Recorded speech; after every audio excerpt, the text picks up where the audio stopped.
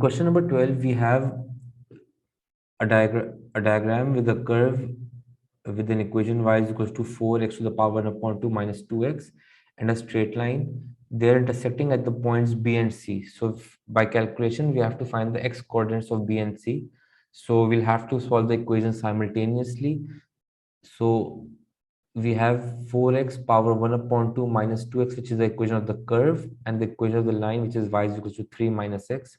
We equate them, and when we simplify, we get, so bringing the 2x on that side, we have minus x plus 2x minus 4x to the power 1 upon 2 plus 3 is equals to 0. Our equation is x minus 4x to the power 1 upon 2 plus 3 is equals to 0. Now, to make it easier, we can assume that, let's take another value, which is y is equals to x to the power 1 upon 2. So to get rid of this power 1 upon 2, we can whole square both the sides. So we get x is equals to y squared. So we can write it as y squared minus 4y plus 3 is equals to 0. Solving this equation, we'll have y minus 3 and y minus 1 is equals to 0. So y is equals to 3 and y is equals to 1. Now we know that y is equals to square root of x. So 3 is equals to square root of x. Whole squaring both the sides, we'll get x equals to 9, and the other value of y is 1. So we can write y is equals to x to the power 1 upon 2. Whole squaring both the sides, we'll get x equals to 1. So these are the x coordinates of B and C, meaning the x coordinate of B would be 1 and the x coordinate of C would be 9. Now, in part B, we have to show that B is a stationary point on the curve. So for stationary point, it means that the dy by dx must be equals to 0, and we have to show that B is a stationary point. So differentiating the equation. So the equation of the curve is 4x power 1 upon 2 minus 2x. So 4x power 1 upon 2 minus 2x. Differentiating this, we'll get half into 4, which will become 2x to the power minus 1 upon 2 minus 2x. Now we have the value of x as 1. So substituting 1 in the equation, we have 2 minus 2, which is 0. So this is shown that B is a stationary point, as at B with x coordinate 1, the dy dx is coming out as 0. In the last part, we have to find the area of the shaded region. Now, to find the area of the shaded region, we can divide it into two parts. We can make a triangle. So first of all, we can find the total area of the triangle, and then we can find the area under the curve, which will be this part, and then we can subtract these two areas, and this will give us the area of the shaded region. So we have this point as 4, we have this point as 9, and this point. So to find this point, we know that the equation of the line is y is equals to 3 minus x. Taking y equals to 0, x will be 3.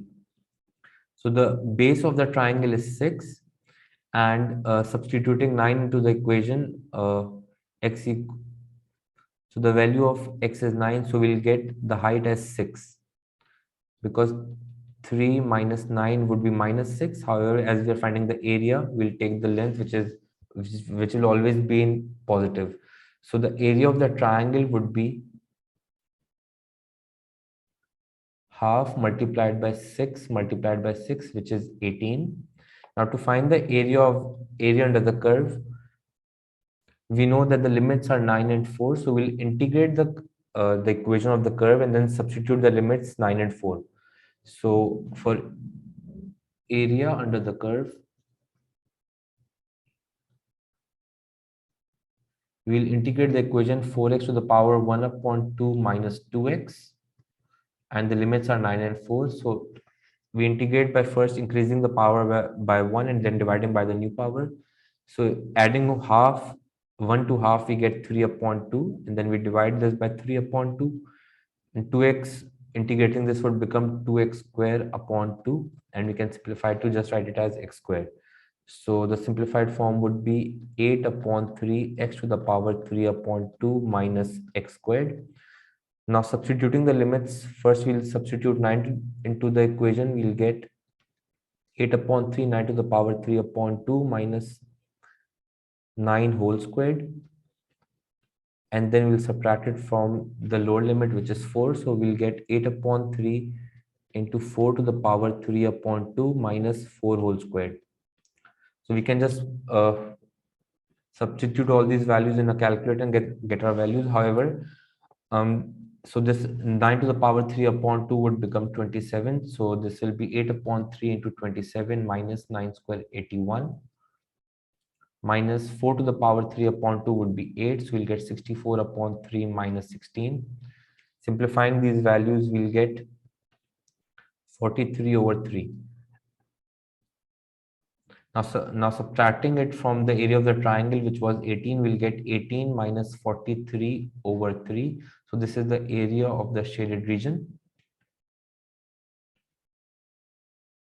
And this is 18 minus 43 upon 3. So we have 18 times 3, which is 54 minus 43 upon 3. The final answer would become 11 upon 3, or 2 wholes 2 upon 3.